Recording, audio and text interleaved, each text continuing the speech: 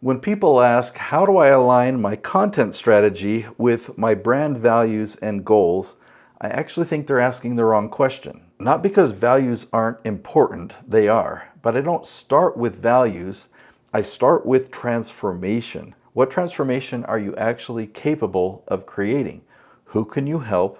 What outcome can you consistently help people achieve? If you can't answer those questions, then it doesn't matter how good your branding is. One of the first things that people think about when they hear the phrase brand values is creating a mission statement. They'll sit in a room and brainstorm words like integrity, innovation, excellence, family, customer first. Now, those are great values. I don't have any problems with that. The problem is that writing them on a wall doesn't accomplish anything. Values written into a mission statement are usually worthless.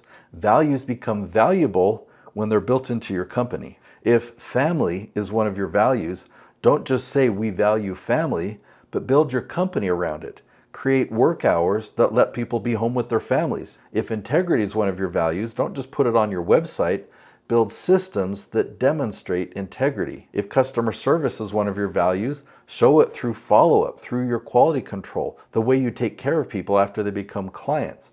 That's where values matter. They're demonstrated, not announced. So let's connect this back to content. One misconception I hear often is that my content should reflect my values. Well, you may be surprised that I don't think that that's true, because your content isn't about you. Your content shouldn't be about your values. It's not about your passions. The content needs to focus on your ideal clients, not you. And then instead of asking what are their values, you should ask what challenges are they facing? What transformation do they hope for? It's become very easy to find the exact questions that they're asking online. That needs to become the focus. So when they're on Google, YouTube, or ChatGPT, what are they typing in? So instead of making content about your values will show up naturally in your content.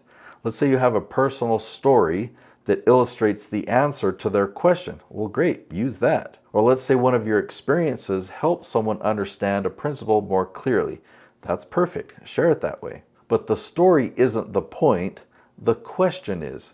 Your audience isn't searching for your story. They're searching for help. Now, another misconception is that if you share your mission, people will trust you. I don't believe that's how trust works. Anyone can write a mission statement.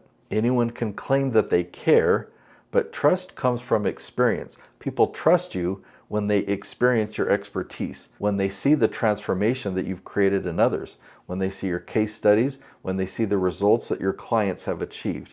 That's what builds trust. I also hear people say, well, I want content that reflects my passion. Passion matters. You should absolutely love the work that you do, but your dream clients don't know you yet. They don't care about what you're passionate about. What they know is what they're struggling with, the goals that they're trying to achieve. So that's what they're searching for.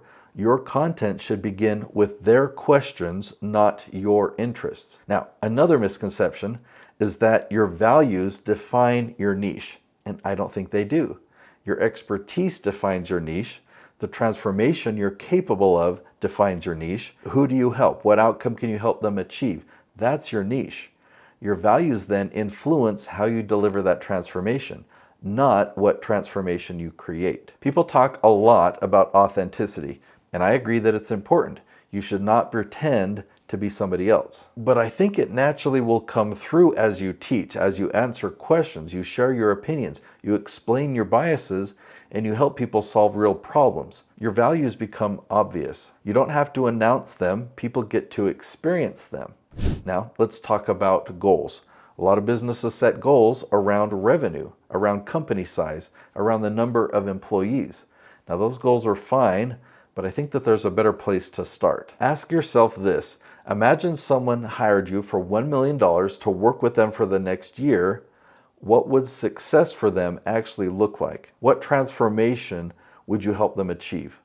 What problems would you solve? And what would they say was different 1 year later after working with you? So this causes you to think about outcomes. Now you're thinking about transformation and thinking about the greatest value that you're capable of creating for them. Once you know that, the rest becomes much easier. You know who your dream client is. You know what you want to be known for, and you know what questions they're asking.